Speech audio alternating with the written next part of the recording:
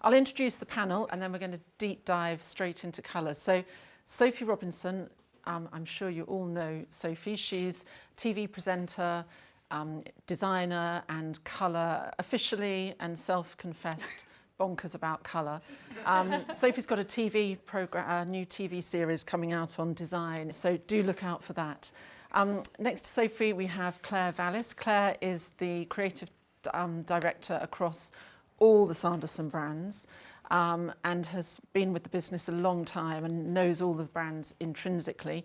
But you're here tonight to talk about one of your favourites. One of my favourites. Which is Harlequin. And Professor Stephen Westland is Professor of Colour Science at Leeds University. So he has come down today. He has written a white paper for Harlequin, of which we will talk a little bit more about later. So Professor Stephen has given us a slightly different angle on what we would normally be talking about when it comes to colour. And last, but definitely not least, is Kate Watson-Smythe, who again is the founder of the Go-To Interiors website, Mad About the House, and is also, along with Sophie, co-host of the podcast The Great Outdoors. So we've had to split them up because otherwise they'll get they'll get chatty and we'll never get a word in. So thank you so much, panel, for joining us tonight. Before we sort of deep dive into sort of just discussing colour, Claire, would you tell us a little bit about why Harlequin chose to commission a white paper, and then we'll talk in a bit more. Absolutely. Obviously, at Sanderson Design Group, we're all about colour and pattern. The brands that we have literally do celebrate that, you know, with Morris & Co, Sanderson. But with Harlequin, we've always been very passionate about colour, very brave, very confident. We've always had really amazing feedback from interior designers to just say, you know, how confident we are in doing that. We did a bit of a research group, just talking to consumers about colour and you know, how they felt about it. And the overwhelming response was really that they wanted to use it, but they just lacked the confidence to do so, which we thought was a real shame and something that we really wanted to try and help people to work through. So, but we wanted to make sure we'd got the science right, not just another view on colour. So that's why we spoke to Stephen to really kind of get those facts, and it's been so incredibly helpful to just start with that white paper, absolutely. So thanks, Claire. So Stephen, can you start by just explaining to us how the brain absorbs and reads colour? Because it's not as simple as just I like a colour or I don't, is it? No, of course it's quite a technical topic, but it's been known for a very, very long time the way that colour vision works. The eye responds to light, the eye sends signals to the back of the brain. It's actually about here, called the visual cortex, and we experience colour vision. That's been known literally for 60, 70, 80 years. What is less well known is the eyes have a second purpose. So whenever you look at colour or light, the eyes respond to that, and they send signals to the centre of the brain, called the hypothalamus. And what does that do? It controls the release of hormones. It controls your body temperature. It regulates your sleep. And so that's one of the reasons why there's so much interest at the moment in colour and light and the effect on health and well-being, because we now know that colour and light are often intimately connected with how we feel, and we're starting to understand what the mechanisms are. And one of the perhaps most important take-home messages from the white paper, I think, is that there are these two mechanisms, one which is operating through vision, but one which is non-visual. Even someone who didn't have a visual cortex, who couldn't see and was blind, as long as they still had eyes, they would still have their sleep patterns regulated by this second process. And one of the reasons, by the way, there's so much confusion in the literature about colour is because there are these two mechanisms going on, which we're only just now beginning to understand. Is that why then some of us will have a reaction to different types of colour? So you'll love pink or you'll hate blue or that sort of thing. How? Let's talk first about colour preference, since you've raised that, which colours people like. It's been known for a long, long time. If you give people colours and say which ones do you like, most people will pick blue. It's by far the most popular colour, and most people don't like yellow. And in fact, dark yellow was recently found to be literally the ugliest colour in the world, and is being used on cigarette packets, for example, in Australia, to discourage people from smoking. I did a radio interview on that. It's a Pantone. I can't remember. It's got a Pantone number. It's kind of greeny yellow. I mean, dog-like. I'm just going to stop there. But it's a Pantone really colour of the bad year, actually. Yeah, I mean, it is nasty. it's yeah. very nasty. Yet, even though people on average like blue, I hate it. Me too. Yeah, as you well know, Kate, I like red. Yes. You know, I really hate blue, and so why are these personal differences exist? We now think it's because colour preference is to do with memories and associations. So people like colours that remind them of things that they like. So blue sky, you know, red strawberries, things like that. And there's a lot of research on this topic. Nostalgia feeling, yeah. Yeah. So that, remember I spoke about two mechanisms. That's the first one, which is to do with, you might say, we called it, I think, in the white paper, an emotional mechanism. You see colours and they remind you of things, and that's why we have some differences between people. And it's, you know, it does explain that those differences exist, you know. And you touched on those emotional reactions to colour potentially affecting well-being and our mental health. I mean, I'll open this to the panel as well, but Stephen, can you just expand on that a little bit more? So are there particular colours that are good for our mental health? If in my Is it answer, that simple? if I don't get to that, do remind me. But I wanted just to say that these two mechanisms, the one which is psychological, based on our colour vision, we do have differences. So you might read, for example, that blue is a relaxing colour, and we were just talking about this, weren't we, about red and whether it's relaxing or not. To me, red would be so relaxing, right? But not blue. I hate it. So there are individual differences, and that's another point, I think, in the white paper, is about the need to consider individuals. So what I don't like particularly is when people say red means this and blue means that. Mm-hmm. That's oversimplified. Yeah. But actually, there's a grain of truth in all those sayings, because many of us are similar, but nevertheless there are individual differences. So lots of studies have shown that colour generally can be really positive for people. Loads of studies about colour in the workplace. People make fewer mistakes if they're in colourful offices than in white offices. Lots of studies about the effect of colour on well-being in the home. So colour is good. That's one take-home message. but the point is, it might be different for individuals. Yeah. And what about the rest of the panel? Do you get any sense from whether it's clients or people's homes that you visit that? Well, it's really interesting what you should say about white offices, because I'm very well known for loving quite bold colours, and I like all the colours, preferably all at once.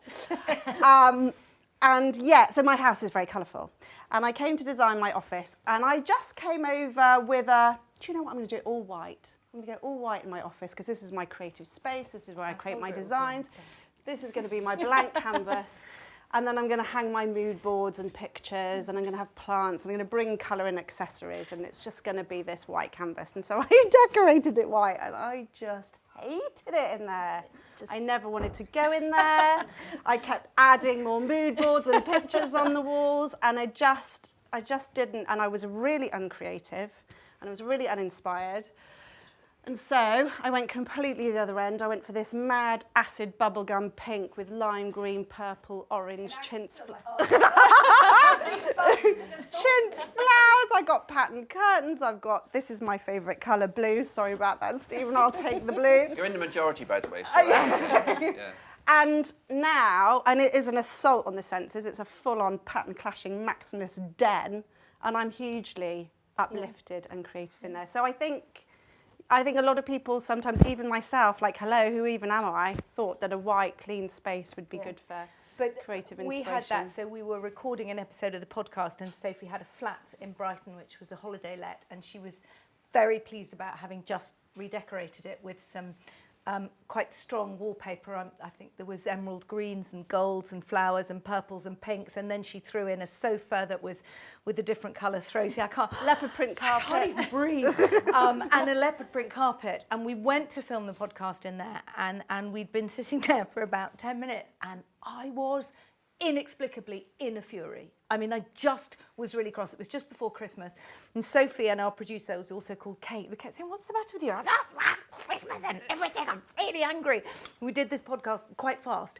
And then when he left and walked across the street to get some coffee, and I felt my shoulders come down, and I thought, oh, I've just been nervous about recording, you know, it's all fine. And then I got home back to my, not necessarily less colourful, but much more tonal colour scheme, and I realised that's the difference between us is, you know, we both like similar colours, but Sophie likes to have them high contrasting and bright, and I like them muted and tonal, and for me that's relaxing. And Sophie's always very polite in my house, but I think she probably feels quite drained, and I feel quite 10% hers. I think you probably feel quite drained in my house as well. It's a little bit more. But that for me has always been the kind of starkest example. One of the things that I was thinking, Stephen, is just like how as children we seem to be more instinctive about colour, and like you say, can kind of connect to that emotion. You know, so if you ask a child what their favourite colour is, then they can very straight away tell you. But one of the things we talked about with Harlequin is how to try and help people to connect to what their preference is, the way you guys describe it, you know.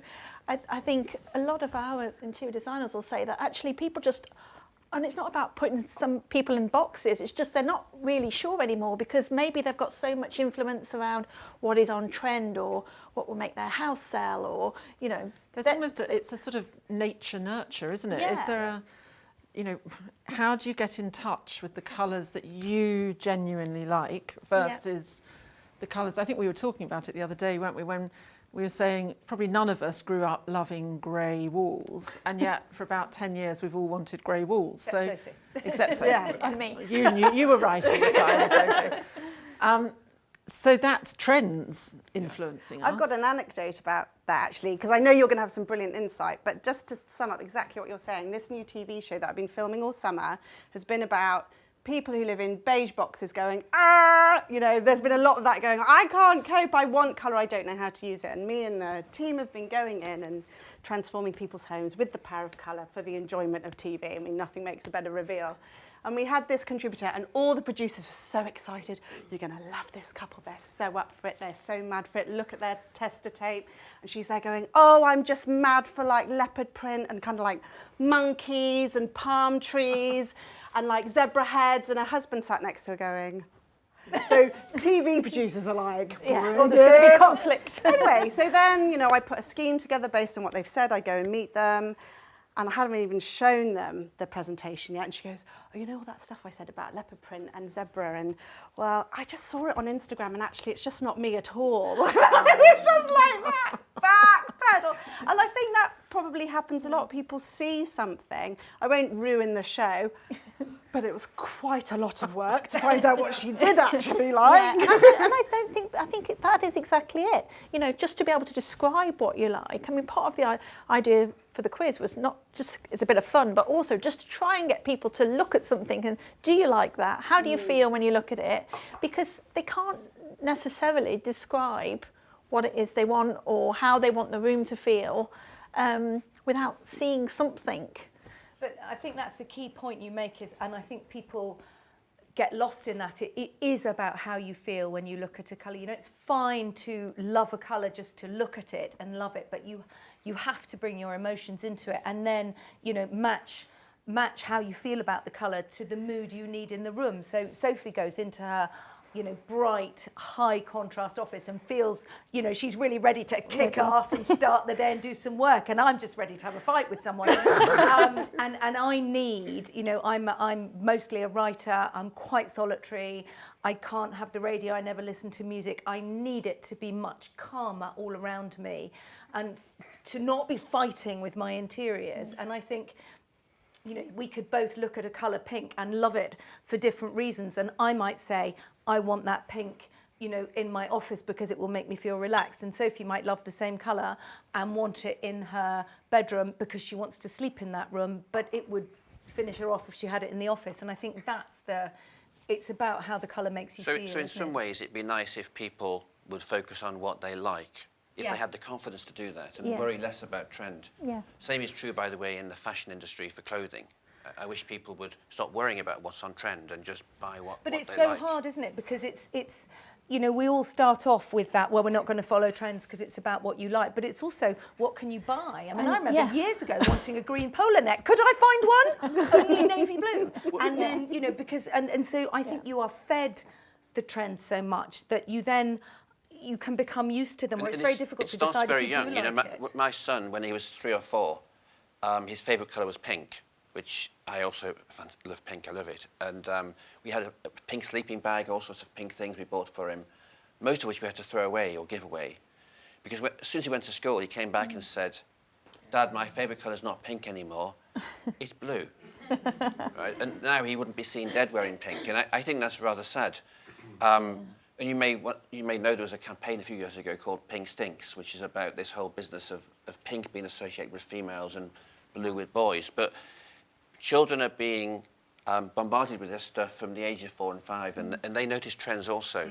And you can't really stop it influencing you to some extent. Yeah, no, I think exactly that's the problem. Maybe lockdown with, you know, everybody in their homes and less influence from, I mean, yeah, there's the internet and all those things, but it's just kind of, you're sitting there, aren't you? You're in your space, you know, this is your space. It needs to feel personal to you. Well, people did go a little bit crazy. Back, they did go a little bit crazy. We were just talking about that before. They went a bit crazy during lockdown. And I think part of that was the control thing, that, you know, everyone was feeling a little bit controlled. You can't go out, you can't do this, you can't do the other, but you can paint your room bright red, which you did, didn't you? But you said, I did that specifically on the result, the research you'd found, which was people react to stressful situations by picking stronger colours. Was that, wasn't it? And it was, and I had just, because Sophie and I interviewed Stephen for the podcast, and I had just painted this wall in our office in this kind of brick red, which I thought was my 70s Halston moment. But turns out I was having an extreme reaction to lockdown. And when the lockdown finished, the wall's white again now.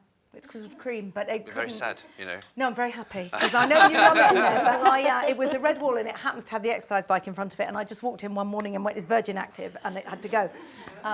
But it also wasn't me. I knew almost as soon as we'd finished painting it that it wasn't me, and it was something... It was a moment. It was a moment that we both had at the same time, and then we both just went, well, that's not our moment. Yeah.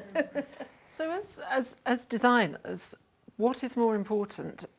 Thinking about, you know, a north-facing room having warm colours in it, or all the things that we're taught and the rules, or picking colours that you love? Oh, I think definitely the second point. Yeah. And I wonder whether lockdowns also helped everybody catch up a little bit about, these are homes we're creating, these are our own personal environments, and colour does affect our mood and our happiness. And our home and how we have it organised and styled, and the patterns and the art and the paint colours and everything affects our well-being. And this isn't just about an investment purchase. Yeah. I mean, people are still... Or showing your neighbour, you know, it's or, kind of yeah, keeping you couldn't up have with... people over, you right? can't have people over, so it's got to please you. It doesn't matter about anybody else. Because I think historically what the biggest thing as a designer that I came up against time and time again, and I'm sure there's interior designers here in the audience, I'd love to know what your views are, was if I go for a bright colour, is it going to stop me selling my house? When I do that in 15 years' time or whatever. I mean, even people who aren't flipping property seem to be paranoid about that. And what are the neighbours going to think? What are people going to say about me? I mean, I run colour workshops, and I remember these lovely women who came. They lived in Wandsworth. I don't know, I'm not saying anything about Wandsworth, but they were like, everybody in our street has elephant's breath. Yeah. And everyone in their street has a Neptune kitchen, and they were like, we really want to break out, but we're just not sure how. It's really like, Yeah. And it was this social pressure to have what, I mean, is there any designers in the audience who feel that happens, or are there no designers in the audience? Is there anybody? I live in Wandsworth, so I can vouch. There's no elephant's breath in my house. Are there colours that, as designers, we might love and that might hit that middle part of our brain that we respond to in an emotional way, but that just in interiors will never work? Are there any colours that you think, is it acid yellow or... Oh no. A little splash of acid yellow would work. Second favourite? Yeah. What are the big colour no-nos almost? Yeah. Like, ooh. Or the I think colours that we purple's might always love. tricky. But Sorry? then I think purple's always Well, tricky. that's- But then I don't mean lavender and I don't mean lilac, which Yeah, are that's so lovely. true. But that sort of... Yeah. Yeah. Sophie stayed in a purple hotel this summer. I don't quite know what that colour is. It's kind of a bluey, Cadbury's. reddy. Cadbury's. Yeah. Do you know that? Yeah, and that's never going to fly. That's exactly it. Yeah, that's not a good But colour. Lawrence Holland-Bowen has done very well off the back of that colour. Yeah, but it's all horrible, isn't it? Flora is one of our newer designers, and she's always challenging me on colour, which is great because, I do think you kind of can sometimes fall back into things that you know and love. And she's, lilac, you're quite keen on that, aren't you? And you've been pushing those things with a little bit of yellow as well, actually, acid yellow. So I asked her to challenge me on it just to kind of keep pushing me, because I think you need to just constantly It's interesting think with the about lilac, it. because we've seen that a lot in fashion, Yeah, haven't we? exactly. Loads of lilac, and I love it. And I wanted to do a trend piece on lilac, and I couldn't find any good lilac homewares to Well, you will do illustrate soon. the piece. So it hasn't filtered through yet. But I also think that's the other thing with this so-called trends is obviously, fashion trends move quite fast and interior trends move more slowly because it's more expensive and it takes longer to produce and so on and so forth. And I feel that people have been talking about lilac for a couple of years, so almost I feel like it's gone, but actually I think it hasn't happened yet. And I think that it's suddenly going to, and everything's going to. It's going to be lilac kettles and toasters. It's all I think coming. sometimes as designers though, you can sometimes think it's over. Yeah. Because you're kind of like in your head. I mean, we plan 18 months, 2 years ahead for our collection, so you get have your to be lilac on. careful. Get your lilac game on. We are. She's been keen for a while, but I remember when I wrote my first book, Shades of Grey, which came out in 2016, so I would have started writing it in 2015, and I remember the publisher ringing me up and saying, we really think this is the moment to write a book about grey, and I literally said, don't be ridiculous. I said, well, grey's finished. We're done with grey. I'll write you a book about pink, navy blue, I said. And she was like, no, grey. I mean, if you don't want to do it, someone else will. So, no, all right. But I mean, then that was 2015. And yet it feels like grey, and she was right, grey was still gathering pace then. And it's only in the last, actually, I think maybe the pandemic did for it completely in the end. I think that's the same about pattern. I know we're talking about colour, but, we've seen that with William Morris, and you kind of just that pattern explosion that you're thinking, when will this end? But actually it's not filtered all the way through yet. But those kind of, I mean, we're lucky because we've got those brands that celebrate pattern, but I do think you're seeing pattern, people are stepping into it just a little bit, and I don't know whether you guys designers seeing that, but just getting confident with using pattern along with colour. Talking about pattern and colour, are there certain colours that hold pattern? And Claire, you're the one sitting designing patterns.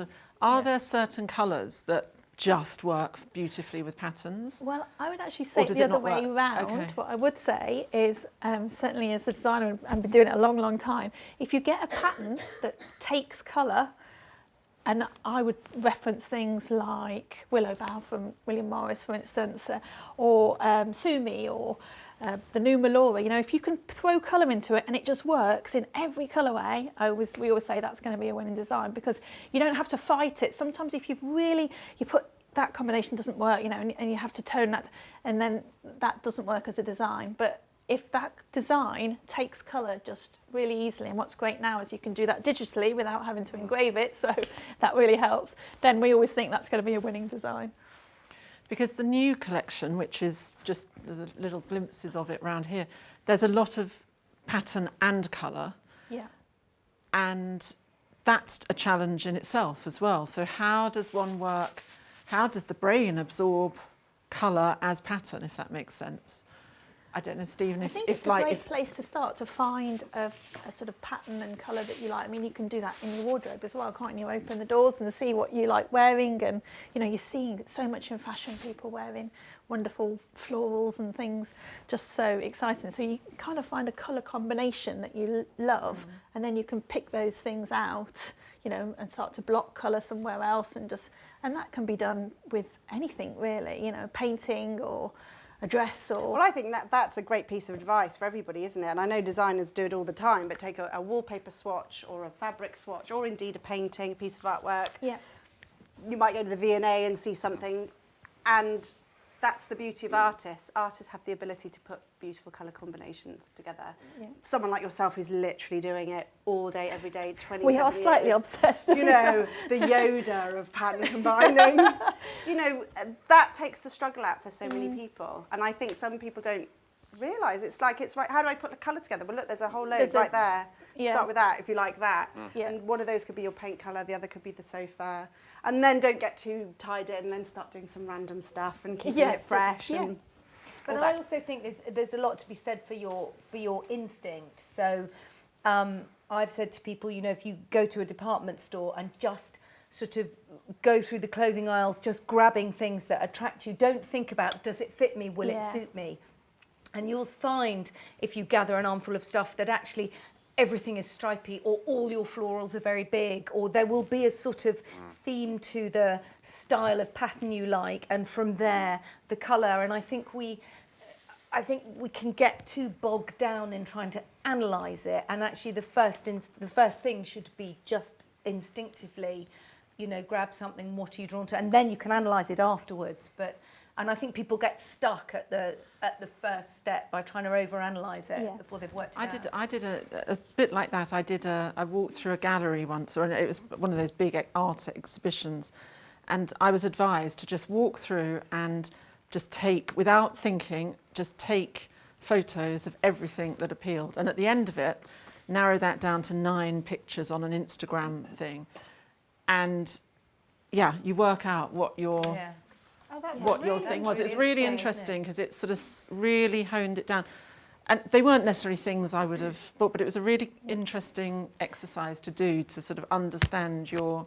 It's also things that you remember as well. You know, when we're interviewing with designers, you know, we have some great internships, and when I look through a portfolio, it's those ones that you remember. I mean, it's all beautiful artwork, but there might just be a couple in there.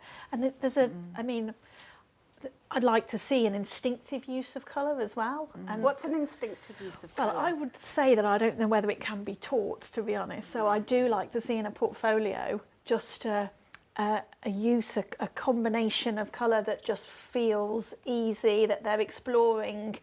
And I think, I don't know, controversially, I don't think that's not. And I think you can be a great designer. We've got amazing artists, but they don't necessarily know how to put colour together. Instinctive colour blenders. And you know, there's a balance with that. But I do think an instinctive use of colour is something that. And Stephen, how do you think? How does the brain read colour in pattern? So, a chair like that. How does when you were talking before about the way we look at colour, as you were talking, I was imagining us looking at just a flat, plain colour. How does it, once it becomes a swirly pattern, how does that... It's much more difficult to understand. I mean, we know, of course, that colours change their appearance depending how they're placed in different patterns. You know, we know those sorts of things, but we don't really know a lot. In what way? How do For example, a yellow on a blue is going to look a lot brighter than a yellow on a grey, for example. You get this sort of contrast effect. We know about those sorts of effects in vision. But it's much more difficult to start talking about how the brain analyses pattern and colour together, because it's such a complicated area. Right. Are there colours that you all... Well, I know you love blue, but like the rest of the panel, are there colours that you feel you like living with and working with and surrounding yourself with? I thought you were going to go the other way. I was going to tell you all the colours I don't like. Or the other colour, or that.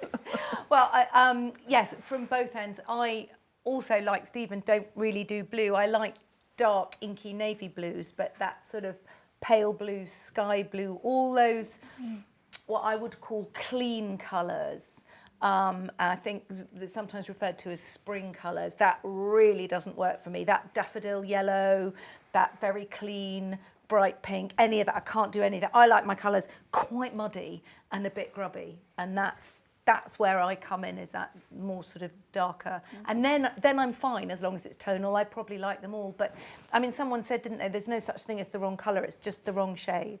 And I do like sort of muddy, dark, inky blues, but I don't like clean, bright baby blues, sky blues. And So- Stephen, do people read tones? I mean, because it is tonal. You can love pale pink and hate bubblegum pink, or vice versa. They're still both pinks. How does that work on the brain? Well, you know, one of the things that sort of irritates me a little bit is colour education is really simplified. And I understand why we need to do it at, say, 4 or 5 years old. And you say that there's red and there's yellow and there's green and there's blue, and that makes sense. But one of the things I often do when I start a colour class, I say to people, how many colours are there in the world? And I get the students to shout out answers. And somebody normally shouts out, at some point, 16 million, which is about how many RGB combinations you have on a display, some of you may know. And then somebody shouts out 3. There are only 3 colours, on the basis that you can make all the colours from 3. And somebody says, no, there's an infinite number of colours. And when I gave that presentation at Goldsmith recently, somebody else said, there aren't any colours in the world. And it's really interesting, and the reason we get that variability is we don't actually know what colour means. We use the word for many, many different things. If I say to people, how many countries are there in the world? I had to look it up on Wikipedia. It's about 186, depending upon certain ambiguous cases. But nobody would say 3 or infinity. But when we use the word colour, we're often using it in different ways. Some people use the word colour as synonymous with hue. Right? For me, hue is an aspect of colour, and it's only one aspect. But for lots of people, it's synonymous with hue and colour. So how many colours are there? I would say it's a number that we can discriminate between. I would estimate that to be about 3 million. Okay. 3 million different colours. Well, no wonder it's difficult to choose your colour. That's why it's such an interesting job, and why colour's so difficult. And then when you put them next door to each other, they react differently. Yeah, and so not only is it really terrible when people say red means this and blue means that, it's as if there's only one red. Which red? Yeah. You can have warmish reds or cooler reds, or, you know, darker or lighter. There's all the different variabilities.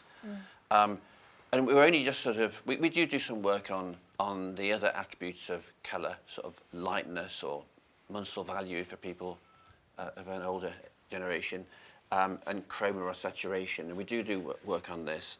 But for a lot of people, colour stops at red, yellow, green, blue, and hue. And not enough research is done, in my opinion, on the difference of small differences in what you might call nuance. But that can make a massive difference. It can make a huge difference, especially to a decorating scheme. So, for example, you know, you've got a client or you've got a partner who's like, well, I hate blue. Boom. Well, that's that. But then I'm just like, I'm looking at all the blues here. Even Must be just one behind day you your like, head. yeah. Yeah, and like one person's little sky blue. Then you look at a teal, which has got quite a lot of green and richness in it. Then all the way down to a navy that's almost black. Really different. And any designer will know, as you do, that it matters. It's not just blue, it's which blue. Yeah. Yeah. Yeah. Yeah, and it really matters. It really, and I suppose as well when you're dealing with couples, because everyone has you've got 2 people then with different opinions. And so if one person says, I hate blue, but then you show them teal, oh, well, I like that, that's green. You know, and it's navigating all those different things. Do you remember when I mentioned at the beginning these 2 mechanisms and the idea that colour and light can affect the way your body releases hormones and things like this, can affect your sleep?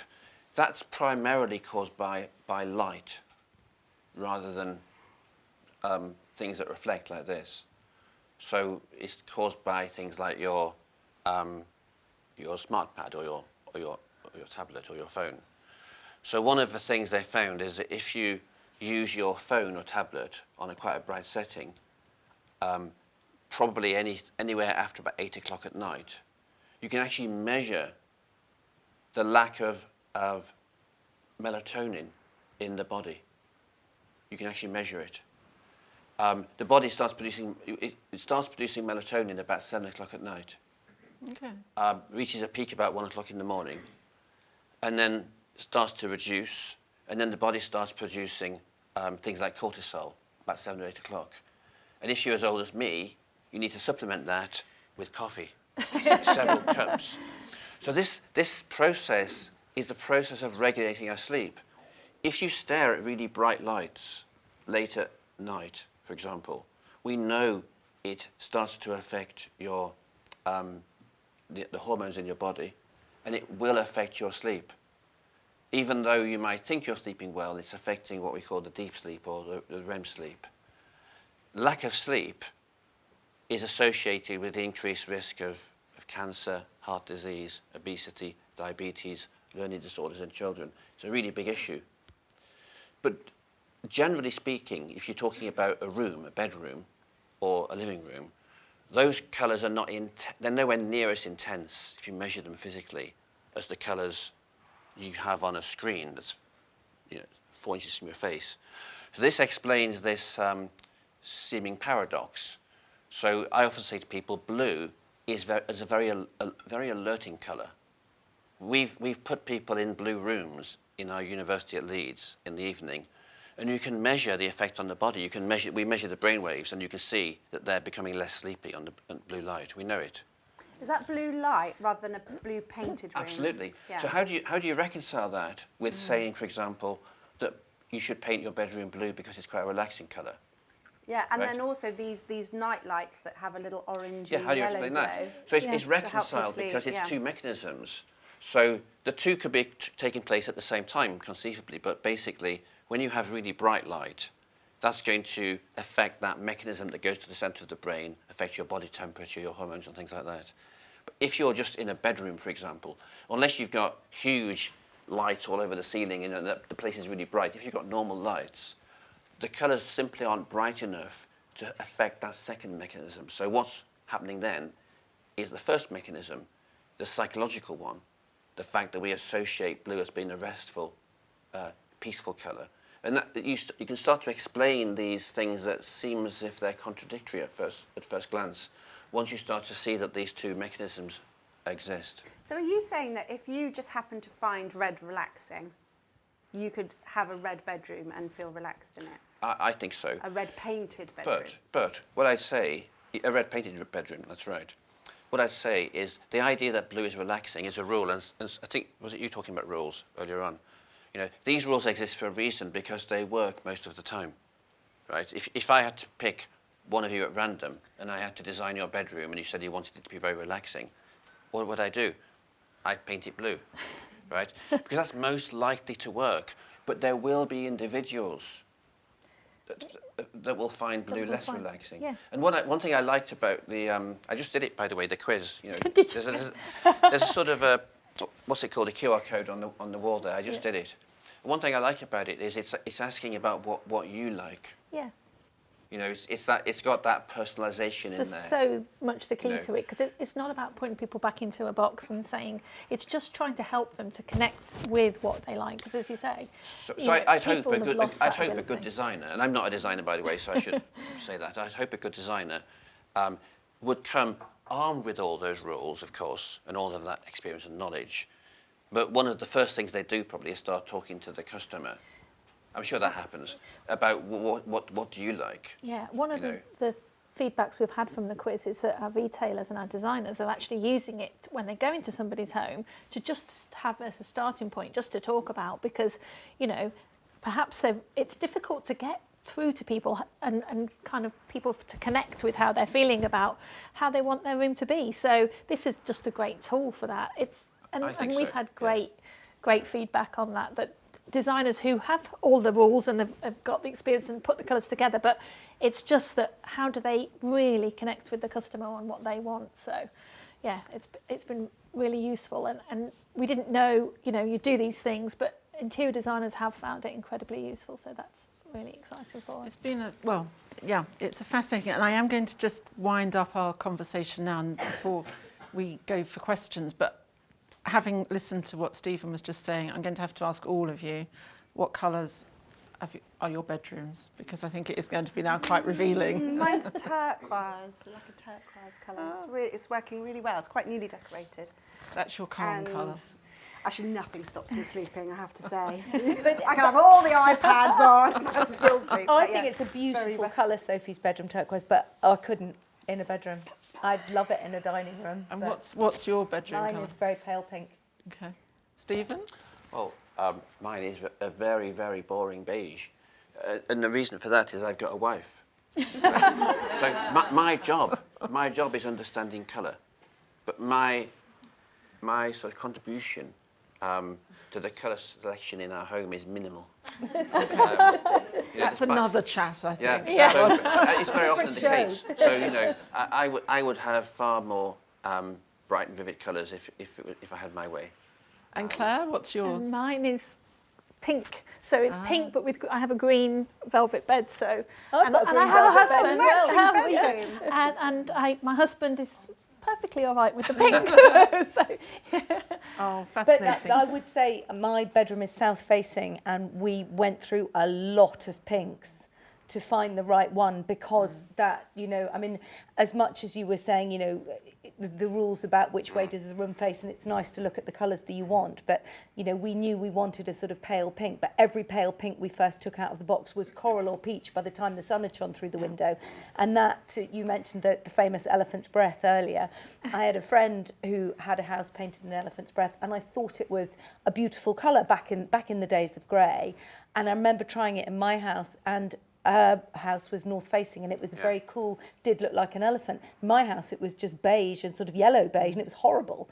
Yeah. So there's also it's a lighting effect, really how much of a difference With that me, makes. I just have doors into our garden room, so it doesn't actually have, it's actually quite dark, but it kind of gives a really lovely warm sort of sanctuary feel, which is, I guess, maybe why we chose it. But Well, it's got good. one question for Stephen, because it came up when we talked earlier, and I think it's because we're all colour lovers, we talked a lot about colour, but what are the effects on people if they do just have that minimalist grey on grey palette? Or white. Or white on white palette? I think you did some research into how that makes people feel, didn't you, when it's all grey interior? Yeah, there's quite a lot of research has been done on it, actually. And there was actually a big push about 20 years ago to start putting artwork in things like hospitals and public buildings, because it's rather depressing that if you look at our schools, for example, and our offices, there's so much grey. Yeah. And there's I forget who it is now, but there's a brilliant TED talk about the joy of colour. You may have seen it, where she says, why do we have offices like this? Why do we have hospitals like this? There's no reason for it, when there's so much research has been done to show that a little bit of colour goes a long way to brighten up your life and make you feel a little bit better. We've done a lot of studies on the effect of colour on. We do things like well-being or emotional state and things like that, and it's undoubtedly true that almost any colour, on average, will have a better effect than grey. Well, that's a great spot to. And by the way, when I was approached by Harlequin, which is a while ago now, to do this, and I'm not a design person, but I do work in the School of Design. But I didn't know Harlequin particularly well, I have to say, because I'm a man and probably don't look at these things so much. But I went and had a look at Harlequin online, and the thing I thought straight away was how colourful it was. And the reason I said, I'd like to work with Harlequin straight away was because I just smiled when I saw the colour. It's really distinctive, I think, compared to some other we're not brands. beige. Definitely We're not. not beige. Definitely And not. that's colour at its And in best, fact, none isn't of it, our when brands are it's- beige, are they? But that's colour at its best if it makes you smile. I think really, so. Surely. Or a bit angry? That's okay too. So, Makes a reaction. Kate, Stephen, Claire, Sophie, thank you so much for that. Was fascinating, and thank you for sharing all your insights and knowledge and wisdom. And thank you for listening, and thank you for coming this evening.